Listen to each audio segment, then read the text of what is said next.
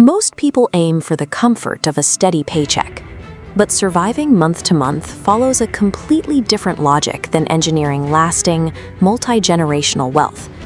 From day one, we're taught a very specific formula for success. Trade your time for a higher hourly wage, pay your bills on time to build good credit, and stash whatever is left into a savings account. But keeping your capital locked away in savings creates a hidden problem.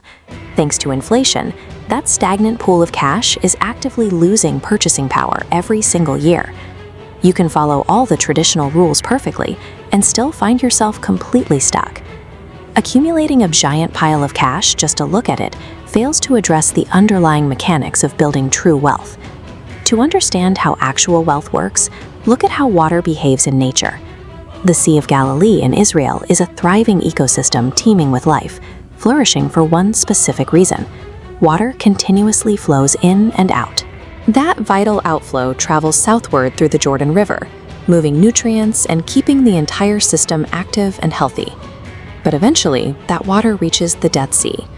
The Dead Sea has plenty of inlets, but zero outlets. Because the water stops moving and just accumulates, it turns into a hypersaline environment where absolutely nothing can survive. The exact same biology applies to your money. If you treat your income purely as a stagnant pool to accumulate rather than a tool to keep flowing, your finances turn into a dead sea of trapped potential. Instead of a pool, think of your personal finances as an architectural blueprint. The health of this structure depends entirely on how money is routed through specific windows. In a struggling financial architecture, cash flows in through the income pipe from a job and is instantly expelled out a single window at the bottom just to pay basic living expenses. The structure stays totally empty. A middle-class architecture operates on a similar flaw. Here, incoming money is diverted into wealth-reducing liabilities, using debt to finance cars or lifestyle upgrades. That debt then forces a faster, heavier flow of cash right back out the bills window. We often think the solution to this stress is simply making more dollars per hour. But if your internal routing is broken, doubling the volume of cash entering the top pipe just expands the liability and bill windows at the bottom to drain it all away. If your entire system relies on trading your hours to cover exiting expenses, a pay raise doesn't help you escape the treadmill. It just turns up the speed. To actually retain wealth, you have to engineer a third model.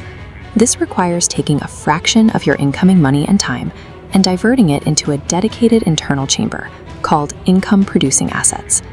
This is where most people quit. Building an asset, whether it's a business, real estate, or intellectual property, requires you to delay gratification. You are pouring energy and capital into a chamber that gives you zero immediate return. But over time, those seeds mature. Eventually, the fully built asset starts generating its own independent trickle of cash, routing capital back into your system without relying on your day job. And then you hit the tipping point. The output from the asset scales up and widens dramatically. It grows large enough to completely cover the outgoing flow of your bills and liabilities on its own. When you successfully engineer a system that pays for your life without requiring your daily physical labor, you stop working for money. You have officially bought back your own time. There is a hard limit to this design. Human life is finite. If your architectural blueprint stops functioning the day you pass away, you haven't built a legacy. The structure must be designed to operate long after you're gone. This introduces the final phase of the architecture, cash perpetuation. This ensures the financial flow outlives its original creator. When families only focus on accumulating a static pool of cash, a sudden death leaves the system incredibly vulnerable. The emotional trauma and distraction often result in those cash reserves being rapidly drained and wiped out within a single generation. Strategic tools come into play here. Life insurance is heavily utilized by wealthy families, acting as a tax-free vehicle to inject protective capital directly into the system, stabilizing it while the next generation recovers. Lasting generational wealth relies on a meticulously engineered system of cash flow that outlives the architect, preventing the rapid depletion that typically follows a simple inheritance. Consider why those income-producing assets work in the first place. They only generate cash flow because they solve a problem or provide a service for someone else. This reveals the core engine of wealth, the quantifiable ability to create value for someone other than yourself. The final requirement of the system is raising financially literate successors, teaching them the exact mechanics of these assets so they maintain the flow rather than liquidate the structure.